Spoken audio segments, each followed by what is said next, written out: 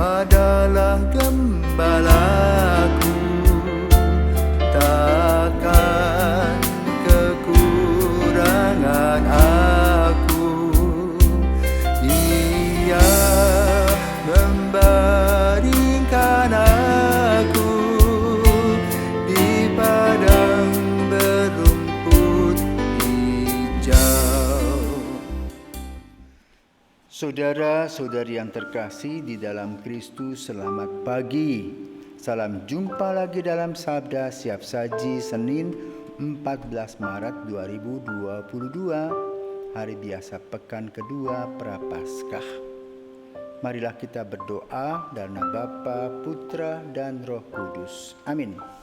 Allah Bapa Maha Kudus, kami adalah pendosa yang Engkau kasihani. Bantulah kami untuk berani membuka diri kami secara jujur di hadirat-Mu dengan pengantaran Tuhan kami Yesus Kristus, Putra-Mu yang hidup dan berkuasa bersama Dikau dalam persatuan Roh Kudus Allah sepanjang segala masa. Amin. Tuhan bersamamu dan bersama rohmu. Inilah Injil Yesus Kristus menurut Lukas. Dimuliakanlah Tuhan.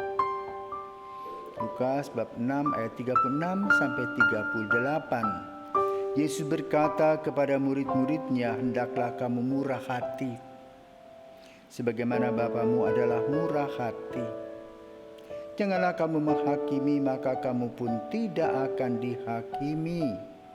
Dan janganlah kamu menghukum, maka kamu pun tidak akan dihukum. Ampunilah dan kamu akan diampuni. Berilah dan kamu akan diberi. Suatu takaran yang baik dan dipadatkan, yang diguncang dan yang tumpah keluar akan dicurahkan ke dalam ribaanmu.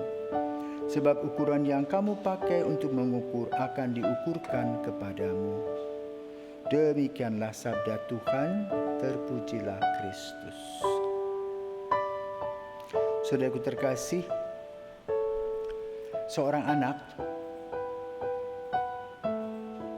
di mana dia hadir dalam keluarga yang harmonis, maka anak tersebut menjadi pusat perhatian. Apalagi ketika anak tersebut berusia 2-3 tahun, sedang lucu-lucunya dan selalu bertanya ini dan itu dan membuat orang selalu ceria. Maka orang tua akan memberikan apa yang diperlukan anak. Apa sih yang sebetulnya harus diberikan kepada anak?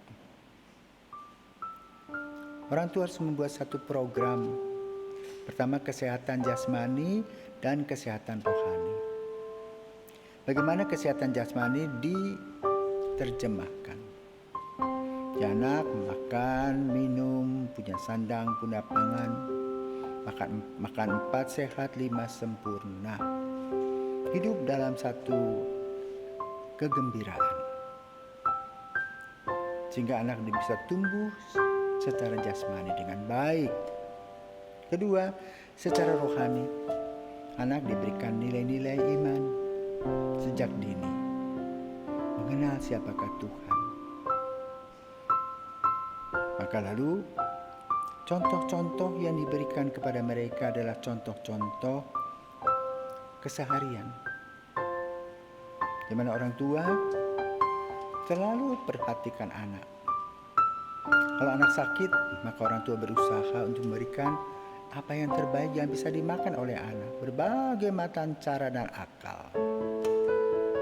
Juga untuk anak, mereka mempunyai pandangan tersendiri. Biasa anak-anak perempuan biasa didandani ini dan itu. Anak laki-laki juga didandani dengan caranya sendiri. Dan ungkapan cinta ini menggambarkan cinta Bapa di surga kepada kita yang diciptakan. Maka hari ini kita mendengar nasihat dari Yesus sendiri. Hendaklah kamu murah hati. Apa sih murah hati? Mulailah dengan senyum. Jadi murah hati tidak harus memberi senyum, menegur mereka, orang lain, menegur saudara-saudara, memberikan spirit semangat. itu secara rohani. Secara jasmani bisa memberi. Tetangga misalnya dulu dengan barter, sekarang apa yang bisa diberi kepada orang-orang yang memerlukan bantuan, mungkin sebungkus nasi. Berbagi. Dan berbagi, sifat yang berbagi tersebut bukan terpaksa, tetapi mengalir dari hati. Itulah kemurahan hati. Dan ini merupakan ekspresi bagaimana Bapa yang menciptakan kita memberikan kepada kita hidup dengan berbagai macam cara. Seperti orang tua memperhatikan anak-anaknya dengan berbagai macam cara. Itulah kemurahan hati.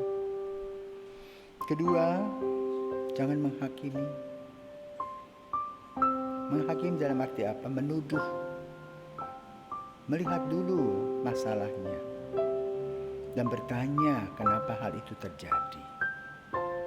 Maka itu boleh katakan membedah masalah, bukan menghakimi. Maka teguran-teguran yang akan dilakukan adalah teguran edukasional, bukan teguran-teguran emosional. Orang tua kadang-kadang menegur anak-anak dengan kata-kata yang menyelekit. Jangan lupa Bapak Ibu terkasih, anak simpan di dalam hati.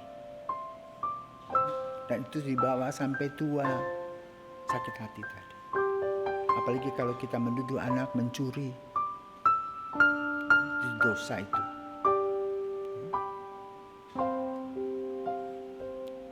Juga menghukum itu bukan untuk menyiksa anak, tetapi untuk menyadarkan kekeliruan dan kesalahan anak agar anak bisa atau saudara kita bisa memperbaiki.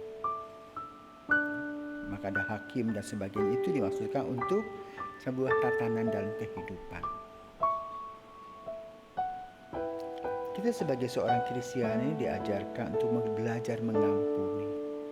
Kenapa? Dengan dasar bahwa kita tidak pernah sempurna. Dari ketidaksempurnaan itulah kita belajar memaafkan.